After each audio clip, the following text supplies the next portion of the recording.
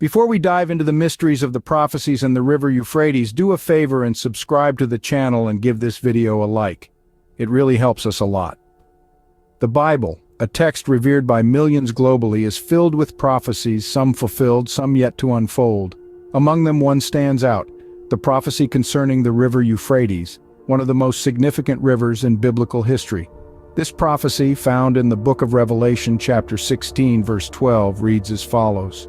The sixth angel poured out his bowl on the great river Euphrates, and its water was dried up to prepare the way for the kings from the east. The river Euphrates, mentioned numerous times throughout the Bible, is more than just a physical geographical feature. It represents a boundary, a divide, and a source of life. In the context of this prophecy, it represents a barrier that, once removed, paves the way for the kings from the east. So what does it mean for the Euphrates to dry up? Historically, the drying up of a river symbolizes the removal of a barrier or an obstacle. In the case of the Euphrates, its drying up signifies the removal of a barrier that prevents the kings from the east from marching towards the west. But who are these kings from the east? While interpretations vary, many scholars agree that these kings represent forces that will play a significant role in the events leading up to the end times. Their march towards the west, made possible by the drying up of the Euphrates, symbolizes the onset of these apocalyptic events. Thus, the drying up of the Euphrates is not just a physical phenomenon. It is symbolic, a sign, a trigger for the events prophesied to occur in the end times. This drying up of the Euphrates is believed to set the stage for significant apocalyptic events. Intriguing, isn't it? As we continue to unravel the mysteries of these prophecies, remember, understanding them is not just about deciphering texts and symbols. It's about recognizing the connections between the physical and the spiritual, the historical and the prophetic. It's about understanding the bigger picture, the grand narrative that these prophecies are part of. Now let's turn our attention to the four horsemen and the plagues they are prophesied to bring. The book of Revelation, specifically chapter 6, verses 1 to 8, introduces us to these four ominous figures. They ride on horses of different colors, white, red, black, and pale. Each horseman symbolizes a different aspect of the apocalypse, each bringing with them a plague that will ravage the earth. First, we have the horseman on the white horse, often interpreted as conquest. This horseman carries a bow and is given a crown, representing his dominion and power over the earth. The plague associated with this horseman is the spreading of false doctrines and devastating ideologies that will lead many astray. The second horseman rides a fiery red horse, representing war. He is granted the power to take peace from the earth. The plague he brings is not a disease, but the horrors of war and conflict that will engulf nations and cause brother to turn against brother. Next comes the horseman on a black horse, symbolizing famine. He carries a pair of scales, signifying the scarcity of food and the economic imbalance it will cause. The plague of famine will bring about starvation, malnutrition, and social unrest. Finally, we have the horseman on the pale horse, aptly named Death. This horseman has the power over a quarter of the earth, to kill with sword, famine, pestilence, and by the wild beasts of the earth.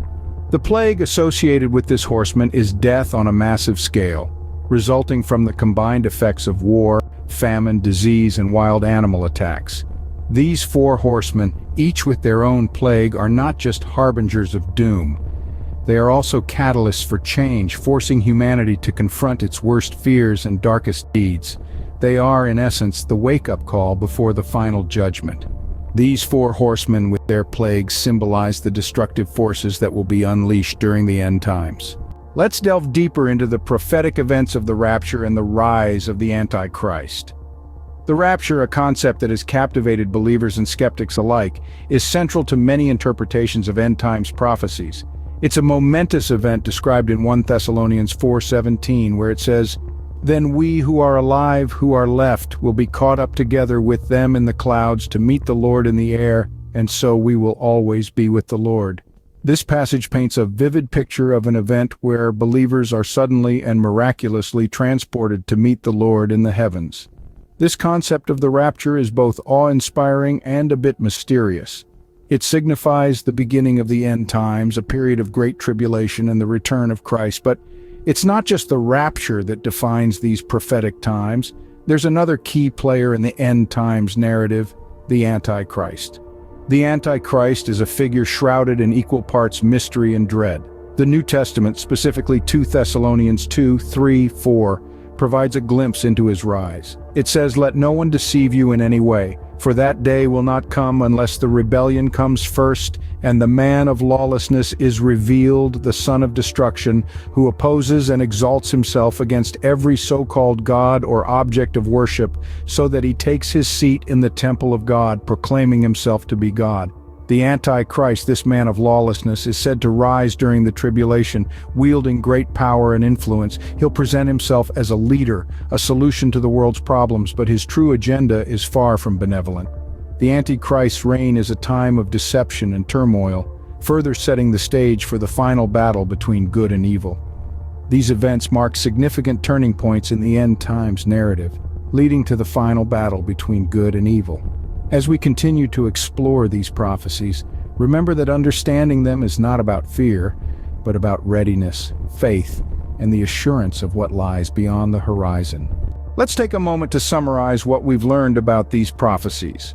Firstly, we examined the prophecy of the river Euphrates drying up, a significant event that signals the approach of the end times. This event paves the way for the kings from the east, as foretold in the Bible. Next, we delved into the ominous prophecies surrounding the 4 horsemen. These figures, each bringing a different plague, are pivotal to the progression of the apocalypse. Their emergence marks the onset of catastrophic events that will change the world as we know it. We then discussed the rapture, an event where believers will be caught up to meet Christ in the air, and the rise of the Antichrist, a deceptive figure who will lead many astray during these tumultuous times. With these prophecies, we gain insights into the events that, according to the Bible, will unfold in the end times. Remember to keep exploring, keep questioning, and most importantly, keep the faith.